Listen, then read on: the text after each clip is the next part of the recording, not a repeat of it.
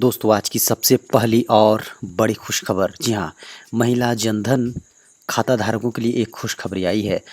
जी हाँ दोस्तों, इस तारीख से मिलने लगेगी 500 रुपये की दूसरी किस्त।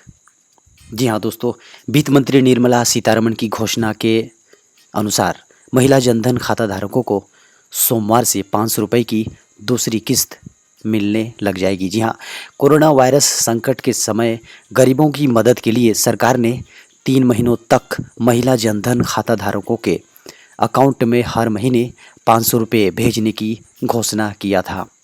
सीतारमण ने 26 मार्च को इस बात का ऐलान किया था। फाइनेंशियल सर्विसेज सेक्रेटरी देवाशीष पांडा ने मई महीने की किस्त भेजे जाने के बारे में जानकारी दी है। उन्होंने कहा कि बैंकों की शाखाओं में भीड़ न हो, इस बात का ध्यान में रखते हुए एक समय सारिणी विकसित की गई है, जिसके तहत बैंक अकाउंट के आखिरी अंक के आधार पर महिला जनधन खाता धारक बैंकों से पैसे निकाल सकती हैं। और दोस्तों इसी के साथ एक बड़ी खबर अपडेट हो रही है वेदर की। जी हाँ, बिहार, झारखंड समेत देश के कई राज्यों में मौसम का मिजाज बदल गया है। जी हाँ, और अब जानते हैं मौसम का हाल। दोस्तों बीते कुछ दिनों से देश के कई राज्यों में तेज बारिश और ओलावृष्टि ने कहर बरपाया हुआ है। मौसम का आने वाले अनुमान भी ऐसा ही है। अनुमान है कि 5 मई तक देश के कई राज्यों के 50 से अधिक शहरों में तेज आंधी, बारिश और वज्रपात की संभावना बन रही है। कहीं पर बारिश हल्की रहेगी तो कहीं झमाझम बरसात होने की संभावना है। कहीं पर ओले भी गिर सकते हैं। और मौसम विभाग ने झारखंड के लगभग सभी जिलों में 2 मई तक बारिश और ओलावृष्टि का अनुमान लगाया है। मौसम विभाग ने अपने पूर्वानुमान में बताया है कि 5 मई तक मौसम का मिजाज इसी तरह रहेगा। रुक रुक कर पूरे राज्य में बारिश होती रहेगी। इससे लोगों को गर्मी से राहत मिलेगी। खबर है कोटा से स्पेशल ट्रेन से 3 को स्टेशन पहुंचेंगे छात्र। डीसी और एसएसपी ने किया है निरीक्षण।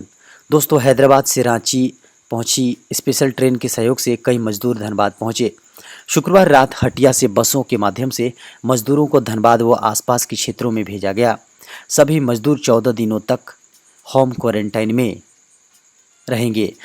दोस्तों इधर कोटा से चली स्पेशल ट्रेन से 3 मई को छात्र धनबाद पहुंचेंगे। आपको बता दें इस दौरान स्टेशन पर सोशल डिस्टेंसिंग, छात्रों के लिए खाने का पैकेट, उनकी स्क्रीनिंग की तैयारी की गई है।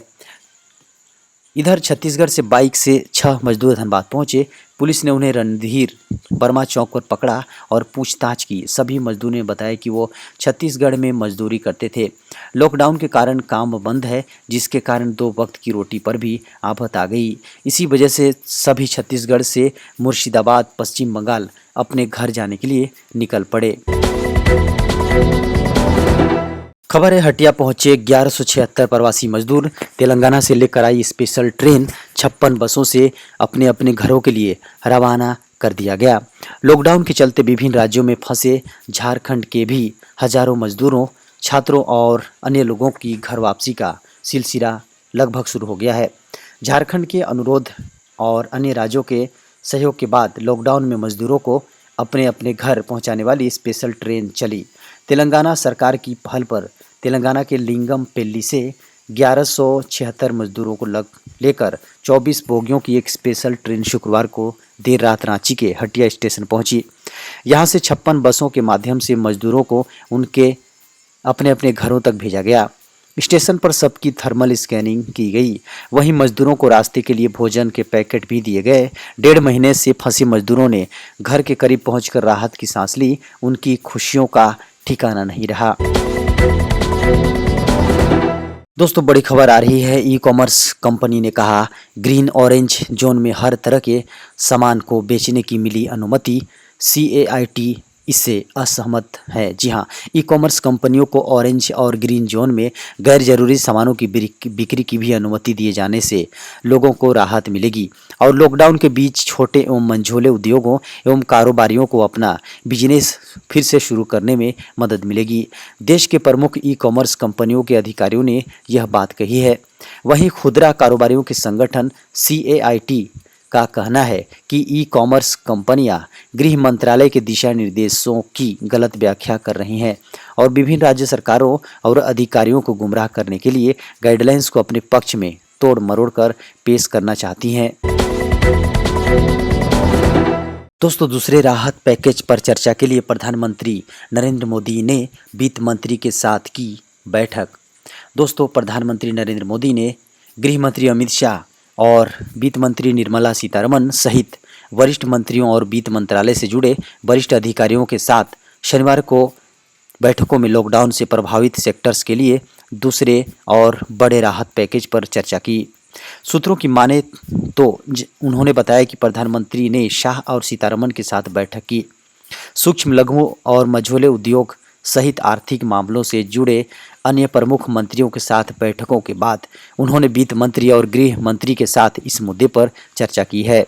वित्त मंत्रालय की ओर से शनिवार को प्रधानमंत्री के समक्ष एक विस्तृत प्रेजेंटेशन भी पेश किया जाएगा।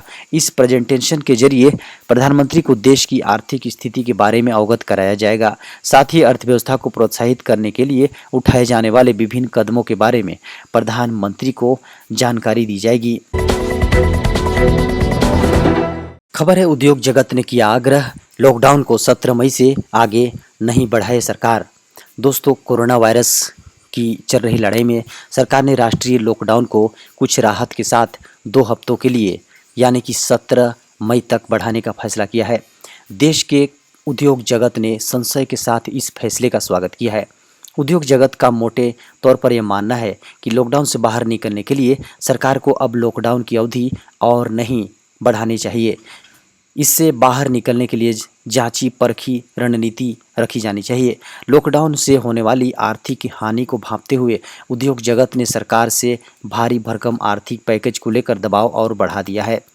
CII फिक्की जैसे बिजनेस चैम्बरों ने फिर से दोहराया है कि सरकार को पैकेज की घोषणा करने में और अब देरी आगे नहीं करनी चाहिए। खबर है, दूसरे राहत पैकेज की जल्द घोषणा कर सकती है सरकार। पीएम ने शाह और निर्मला सीतारमण के साथ करी बैठक। प्रधानमंत्री नरेंद्र मोदी ने कोरोना वायरस के संक्रमण को रोकथाम के लिए देश भर में लागू लॉकडाउन से प्रभावित उद्योगों को दूसरे राहत पैकेज देने के बारे में गृह मंत्री अमित शाह और वित्त मंत्री निर्मला सीतारमण सहित प्रमुख मंत्रियों और आर्थिक मंत्रालयों के अधिकारियों के साथ शनिवार को कई बैठकें की। समाचार एजेंसी भाषा ने सूत्रों के हवाले से दी गई रिपोर्ट लिखा है कि प्रधानमंत्री मोदी ने शाह और सीतारमण के साथ विचार विमर्श किया और वह इसके बाद सूक्ष्म लघु और मध्यम उपक्रम जैसे अन्य प्रमुख आर्थिक मंत्रालयों के मंत्रियों के साथ भी संबंधित मुद्दों पर बैठक करेंगे। वित्त मंत्रालय शनिवार को ही बाद में प्रधानमंत्री मोदी को अर्थव्यवस्था की स्थिति तथा इसे संभालने के लिए मंत्रालय की ओर से विचार किए जा रहे आगे के संभावित कदमों को लेकर एक विस्तृत प्रस्तुति भी देने वाला है। खबर है, CRRI ने लॉन्च किया किसानों की सुविधा के लिए किसान सभा ऐप। दोस्तों, लॉकडाउन के दौरान किसानों को रबी फसल की कटाई से लेकर बिक्री और खरीफ फसल की बुआई में आ रही काफ़ी दिक्कतों का सामना करना पड़ा है। इसे देखते हुए केंद्रीय और सड़क अनुसंधान संस्थान यानी CSIR और CRRI ने किसान सभा के नाम से एक ऐसा नया ऐप लॉन्च किया है जो बेहद ज़रूरी और उपयोगी है। इसे किसान प्ले स्टोर के जरिए से डाउनलोड कर सकते हैं और इसका लाभ उठा सकते हैं। इस ऐप के जरिए देश के दूरदराज इलाकों के किसान सप्लाई चेन और ट्रांसपोर्ट की सुविधा से जुड़ सकते हैं। इस ऐप की मदद से किसानों की फसल की बिक्री और खाद बीज खरीदने जैसी समस्या का समाधान भी हो पाएगा। किसान सभा ऐप को शुक्रवार को शुभारंभ करते हुए CSIR के प्रबंध निदेशक डॉक्टर त्रिलोचन महापात्रा ने कहा कि किसानों, ट्रांसपोर्टरों और कृषि उद्योग से जुड़े लोगों की समस्याओं के समाधान के लिए इस ऐप को विकसित किया गया है। खबर है, शहर छोड़कर गांव गए मजदूरों को मनरेगा के तहत मिला रोजगार। मजदूरी भी पहले से अभी ज़्यादा मिल रही है। दोस्तों, कोरोना वायरस को फैलने से रोकने के लिए देश भर में लागू किए गए लॉकडाउन के कारण बड़े बड़े शहरों से मजदूरों का पलायन घर की ओर आ चुका है, अपने गांव चले गए हैं। वहीं राहत की बात यह है कि गांव में अब नरेगा के तहत उन्हें काम और रोजगार मिल गया है। और पहले से कहीं ज़्यादा उन्हें मजदूरी भी मिल रही है। प्रधानमंत्री नरेंद्र मोदी की सरकार ने कुछ समय पहले इसे बढ़ाकर 202 रुपये कर दिया है। झारखंड के गुमला जिले के पालकोट के